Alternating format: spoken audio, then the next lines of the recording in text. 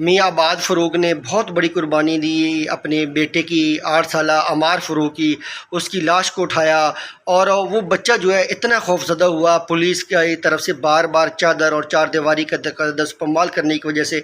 मैं बतौर वकील पहले दिन इस बात पे ही ज़ोर देता हूँ कि पुलिस को किसी सूरत में भी चादर और चारदीवारी के तकद्दुस पमाल करने की इजाज़त नहीं होनी चाहिए। अगर पुलिस चादर और चारदीवारी के तकद्दुस पमाल ना करती, गालम गलोच न करती, तोड़ फोड़ न करती, बच्चे के सामने गिरफ्तारियाँ न करती, बच्चा खौफज़दा ना होता, बच्चा सदमे में न जाता, तो एक मासूम जान को बचाया जा सकता था। और ये सिर्फ़ और सिर्फ चादर और चारदीवारी का तकद्दुस पमाल करने की वजह से हुआ है और बच्चा खौफज़दा हो गया, बार बार अपने वालिद को याद करता रहा। आबाद फ़रूक ने बहुत बड़ी कुर्बानी दी, हम उसके सदमे में बराबर के शरीक हैं।